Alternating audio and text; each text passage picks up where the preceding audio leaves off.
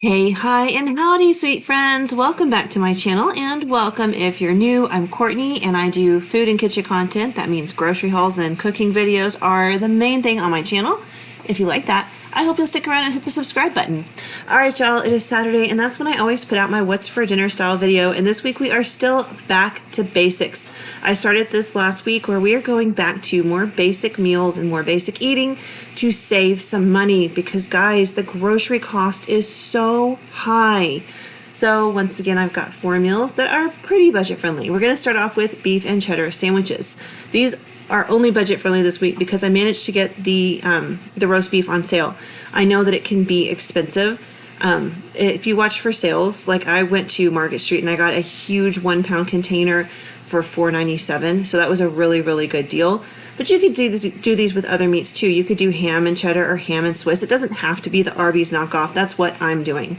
I'm also using these clearance sandwich rolls. I think they were brat sized rolls. I picked them up at Walmart on the clearance deli rack. So we're going to start by slicing those. And on my stovetop, I have some water with a little bit of beef bouillon in it. That's how we're going to heat up the meat. And I bought the ARBYS sauce, but you can make it, and I will link a recipe for that down below if you want to.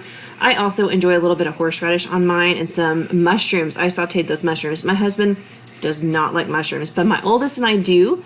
We also like black olives. So I just pulled out all the things I had. The mushrooms I actually picked up for 88 cents a carton on clearance at HEB.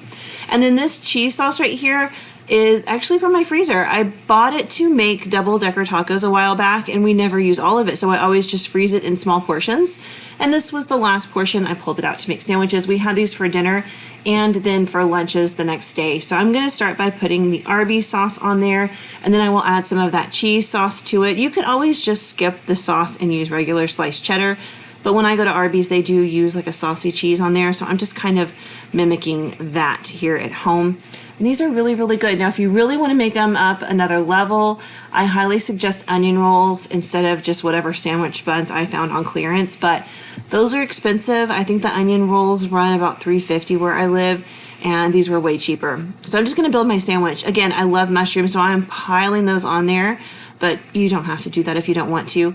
And then I'm just going to take my roast beef. There's my beef broth that's just boiling away at the stove, and I'm going to plop it in there for about 20 to 30 seconds and then place it right on the sandwich. It is drippy, it is a little messy, but this stuff tastes so good when you heat it up this way. And I heard that this is similar to what they do at ARBYS. I don't know how true it is. I've never worked there. I've never looked behind the counter. I just read that online, so I wonder if it's true because it does taste really, really good. Now I've got some curly fries I threw in my air fryer, but I did want to kind of make up a little sauce. My favorite is to always just do ketchup and horseradish or ARBYS sauce and horseradish to dip my fries in. So that's what I'm showing you guys there. I think it tastes so, so good. My oldest loves it too. We're big horseradish fans. I'm betting you figured that out by now, though. We really do love it, but it's the perfect dipping sauce. And there's the sandwiches. I got some black olives on the side. These are good and they're easy, and it doesn't heat up your kitchen. So since it's summer, I know a lot of y'all are dealing with a lot of heat. I'm down in Texas, so I totally get that. This does not heat up your kitchen. All right, Hawaiian chicken bowls. I'm going to link the original recipe. I did not follow it. Surprise, surprise. I'm so bad about that, y'all. I always just kind of make things my own, but I feel like that's what you're supposed to do in the kitchen. Anyway, I was really busy this day. We had appointments and things going on, so I wanted to turn this into a slow cooker meal. So I took my chicken thighs and I tried to kind of spread them out flat across the bottom of my slow cooker. And then I'm just going to take the seasoning and sauce mix that you're supposed to simmer the chicken in and just cook it in here. I think that will work just fine, and I thought it tasted amazing. The chicken had great flavor, and it was not dried out at all because they're chicken thighs. So I really, really enjoyed the way this came together, and this was such a bright meal too. So loved this one. Again, if you've got like ground turkey or something, you could totally sub that. You could even sub ground pork. Chicken thighs are pretty inexpensive though, so I really feel like that's probably the most affordable way to go. I am adding all the sauces and seasonings that it calls for. We've got salt and pepper, it calls for a type of Asian wine that I did not have, so I'm using mirin in its place. I added soy sauce, some ginger in there, some garlic and onion powder, And the juice from a can of pineapple, you don't have to do canned, you can do fresh if that's what you want, but I had that can I had purchased the other day, and I wanted the chunks in the bowls as well. And then it calls for sriracha, but I never have that, so I use this other stuff, this chili garlic crunch, and put it in there. And of course my confit garlic right there, I love that stuff. And I'm just gonna add all these things in there and then finish it off with a little drizzle of honey. And this is going to make our sauce that the chicken's going to simmer in. And it had such amazing flavor. This was really, really nice. I would cook this other ways and just serve it like, I don't know, just maybe chicken thighs just not shredded the way I'm going to in the sauce. It was really, really flavorful. I did add some ketchup there at the end because the recipe called for tomato puree, which I assume was like tomato paste, but I didn't want to open a whole can of tomato paste for like 1 tablespoon or 2 tablespoons. So I just did a squeezer of ketchup in there, and y'all, it got the job done. Plus it was like super cheap because most of us already have ketchup on hand anyway, so it was easy to work with. I cooked this on low and slow until the chicken was done, and then I shredded it. A lot of the sauce did cook out, so if you are cooking this at home, make sure that you keep an eye on the liquid in there so you don't burn your chicken. While it finishes, I decided I wanted some Asian pickled vinegar, Asian pickled cucumbers. I made these for a recipe quite some time back, and I've made them a few times since then because they're so good. They were miso pickled cucumbers, I think, but I've got some miso, just some white miso paste, some confit garlic, some salt, some rice vinegar, a little bit of toasted sesame oil, and a pinch of sugar. And I'm going to mix that all together, just kind of make like a pasty sauce. The original recipe that I followed, I think also called for sesame seeds, but I couldn't find mine, and I thought, you know what, at the end of the day, it's really not a big deal. It wasn't quite saucy enough for me, so I added just another splash of rice vinegar. Always taste this. I mean, it's going to be like a stout pickling liquid, but taste it and make sure it's the way you want it. You want it to be a little pickly and a little sweet. So then I just sliced up my cucumbers any shape and size you want, and I let them marinate in that pickling liquid for about 20 minutes while I was getting everything else together.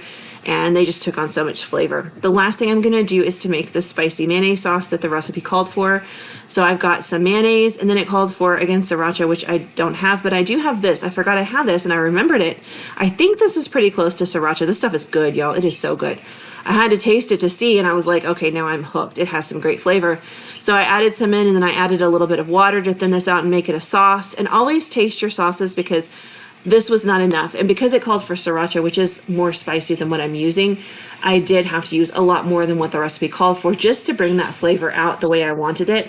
So again, just always make sure you're tasting things, especially if you're like me and you're subbing what you have on hand instead of an ingredient that you might not, because you don't want to go buy it. Either way, this sauce was delicious, and we did have some left over that my son used the next day for noodle bowls, so it was definitely a hit. But once everything was all said and done, I shredded the chicken. I kind of shredded it a little bit, and I added some edamame in there, which I actually had in the freezer. It was a frozen bag of it. I served the pineapple in there, and I did slice up a little bit of avocado because I had some in there, and of course I served it over plain white rice, and it was a hit. That was so delicious. That pineapple with the chicken, oh man, it is so good. All right, we're gonna make some turkey kofta. Kofta is actually a favorite in my house. We usually do a beef-lamb mixture and we cook it on the grill, but this is an easy weeknight version, and so I'm using ground turkey. The original recipe I'm linking does call for ground chicken. So I'm going to do what I do when I normally make kofta, which is to kind of put all of my herbs and stuff in the food processor and let it do the work for me. So I've got a big handful of parsley in there, some coriander, some salt, and some pepper, some paprika. I use smoked paprika since we're not grilling this. I thought that would bring out a little extra flavor, and I think it really, really did. Of course, you want lots of garlic and onion powder in there, and I threw cumin in there. It's not in the recipe, but it is in my recipe for making homemade kofta. This recipe also calls for 1 egg, so I threw that right in there. And then I'm just going to put this onto my food processor. This is my smoothie attachment for the food processor. And just let it turn it into like a pasty liquid. It'll chop up the parsley and everything. There is my ground turkey. Ground turkey is not the most attractive thing. It isn't, especially once you freeze it. It loses all of its shape and texture, and it just looks like mush. But it is high in protein, and it is a really good meat for you to eat if you're, cooking. It's more cost effective than ground beef. So I threw my my parsley seasoning mixture in there, and then I threw in about a 1/4 cup of breadcrumbs just to get started. I always feel like you can look at a recipe when it calls for breadcrumbs, but you're really going to have to do it by feel, because every batch of meat is always slightly different. And sometimes it might need a little bit more or a little bit less of, the dry ingredients or the wet ingredients. So I started off with that 1/4 cup of breadcrumbs, and it was definitely not enough, so I added another 1/4 cup, and this was about right. And then I just set this off to the side for about 10 minutes to let it finish getting to know each other and get all the flavors, melded together. You can actually do this in the morning and let it sit all day, and it's even better because the flavor really carries through the meat. In fact, when I make regular kofta that we throw on the grill, that is what I always do. And I run the meat through a food processor because it just gives you a better texture at the end of the day. But for this, you totally don't have to. And again, ground turkey just kind of looks like that anyway, so I didn't feel like it was that big of a deal. Once it sat for a little bit, I'm just going to form it into little patties. I used my ice cream scoop or cookie scoop to just kind of measure it out into equal bits. And then I'm going to air fry this because 1, it's hot and I don't want to bake it, and 2, I think it'll bring out the texture that I am looking for, and it did. So I just shaped them and put them on my air fryer tray, and in they went for about 12 minutes on one side and 10 minutes on the other. I was super careful because it's turkey. I threw together that salad. It's just cucumber, tomato, and onion with salt, pepper, and lemon juice, and just a dash of olive oil. And then I also made some tzatziki sauce, which I have made so many times on my channel. I didn't make it again for the camera because I feel like I make it all the time, and I think you guys know how to make it at this point. I also made some saffron rice, but any kind of rice will work.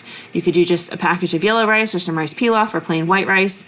And I just threw it all together. I put the kofta in there, that little salad, the rice, and I poured the yogurt sauce, the tzatziki, over the top, and it was so good and so refreshing. So the last meal is omelets and pancakes. And y'all, I don't think it gets more basic than breakfast for dinner. You can really cook whatever you want as far as breakfast for dinner goes, but I happen to always have boxes of mix on hand, and I canned those berries right there, and I thought they would be like the perfect side to some omelets.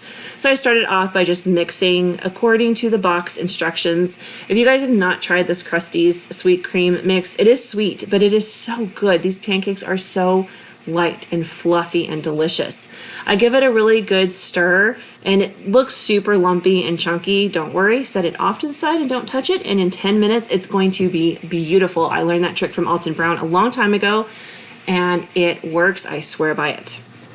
All right, so we're getting ready to cook those pancakes. I let them sit, and you can see the batter is not lumpy and clumpy, but it's very airy, and it almost looks like I've mixed egg whites in there. I love that when it does it. That's how I know my pancakes are going to be so good.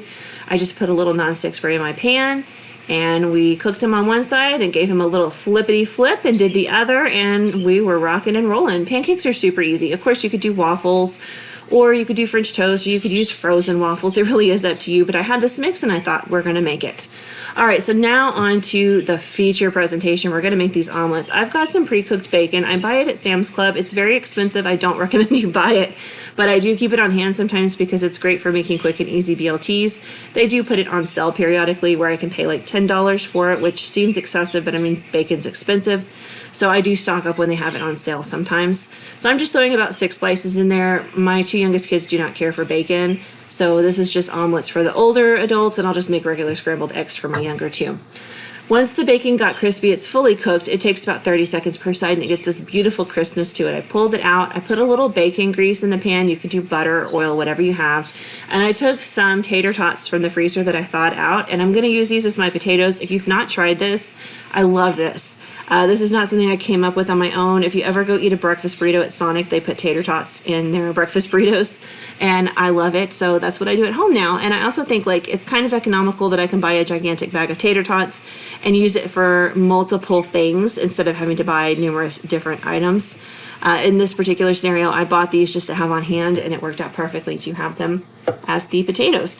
I just thaw them in my microwave or leave them sitting out for a couple of hours to thaw, and then I just break them up with my meat masher there in the skillet and let them just cook until they're as crispy as you want. Like, everybody has different opinions on how crispy they want their potatoes to be. I like mine super crispy. My husband does not like them quite as crispy as I do, so I go somewhere in the middle. Plus, these are going to be omelets, not burritos or traditional hash browns, so I don't want to get them overly crisp.